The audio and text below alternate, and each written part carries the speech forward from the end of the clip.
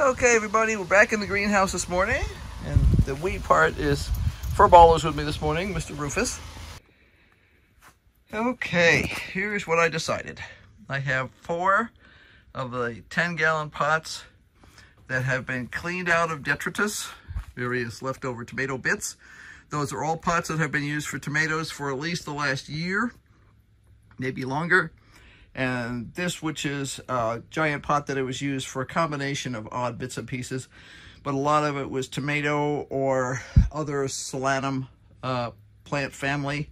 I'm trying not to sneeze.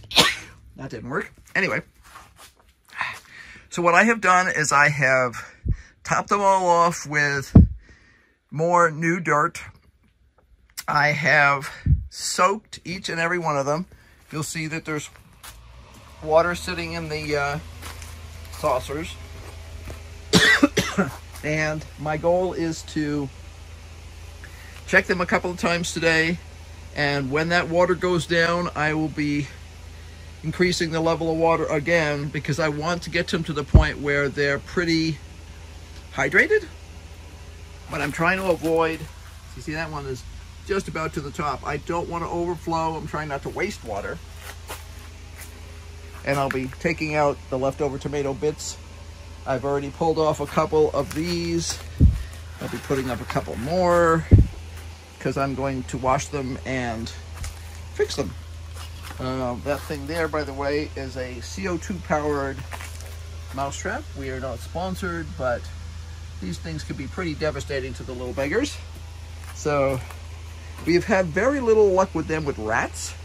Although I hear that some places they work really well with rats, but they work really, really well with mice around here. So, yeah. So the goal is to get these completely rehydrated. For people who are new to gardening, that little yellow thing there is a sticky trap that lets me know when I have bugs running around in here. They land on it because they're attracted to yellow, and they get stuck. And then you can see them. This says sticky aphid whitefly trap on the inside, but you can see any critters that have been foolish enough to land on them get stuck. And I usually have a couple like that in here. The blue ones are used for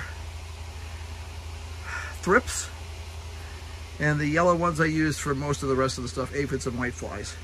But you can watch the build up on your sticky trap and have a good clue as to what your population is in your greenhouse without sitting there and trying to figure out how to count them. So that's my project for right now. Now I need to go get a short ladder and finish tying up the irrigation. We're not going to be using the irrigation because it is not frost proof, but I still want it tied up so it doesn't fall down. And I'll be doing a little extra cleanup. If I get the time, I will bring in the shop vac. If not, I will just wear a dust mask and sweep this beast, or get Henry to do it for me. So, progress is happening, and we'll see where this all leads to. This is a couple of months later than we would normally do things, but we've decided that late is better than never, so here we go. Some pear in there this morning. Some of them are slightly damp.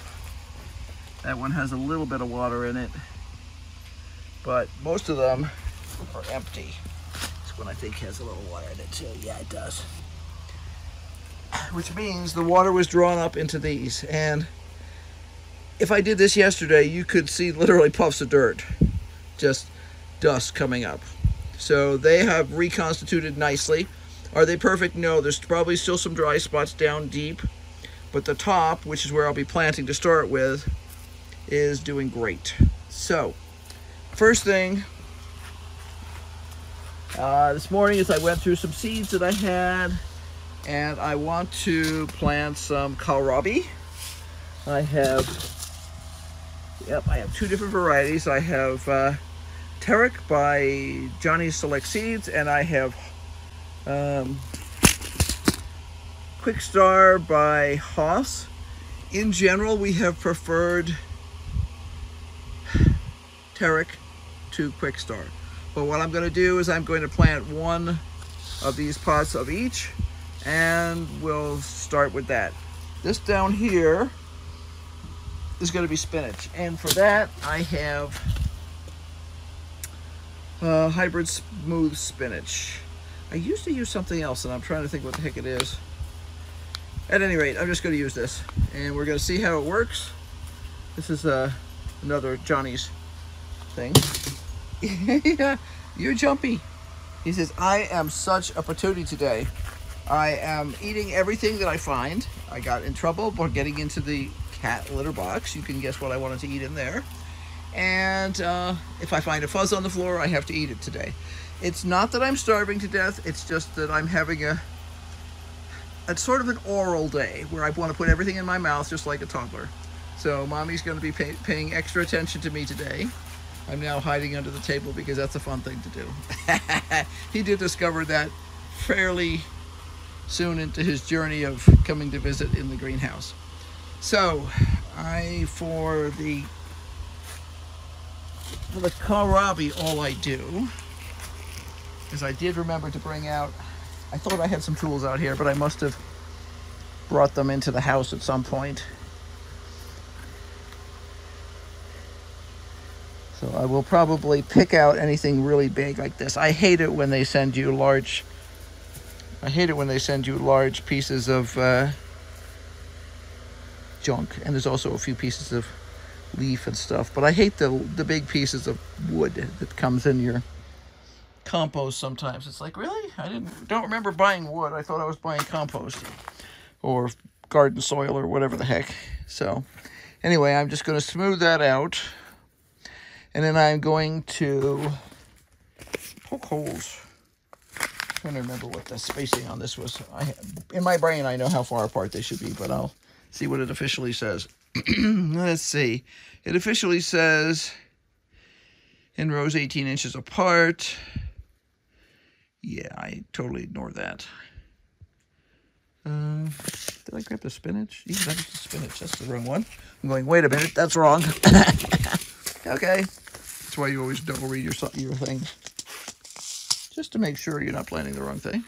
I would have noticed the difference in the seeds, but when I opened it, but why bother? Let's see. 15 seeds per feet with rows 18 inches apart. I have found from experience that when I plant these things about 4 inches apart to 6 inches apart, I could get a nice collection in an individual pot, and then I pick out the ones that grow biggest first, and then the ones that are left behind will grow even faster. So I'm going to put my phone down and we're going to do that. But you can see all those holes? Yeah, I'm going to drop a seed in every one of them. All I did was take my finger, I smoothed out the top with my hand, and I took my finger and poked holes. I'm going to do the same thing on this one. I don't really feel like you guys need to watch me do this 27 times, but I'll do it a little bit. I usually break up the bigger clumps.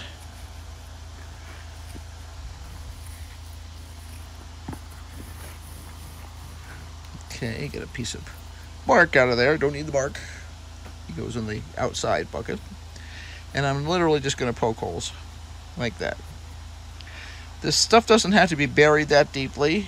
Check to see what your individual plant suggestion is. I don't remember what this is, but I will adjust it as I plant. You see I've gone around the outside. And now I'm going to put about 3 more in the center. And that's it. This soil is not quite as moist as the other one, so it's crumbling a little bit more. It doesn't hold as well. But I'm going to plant now, and we'll come back.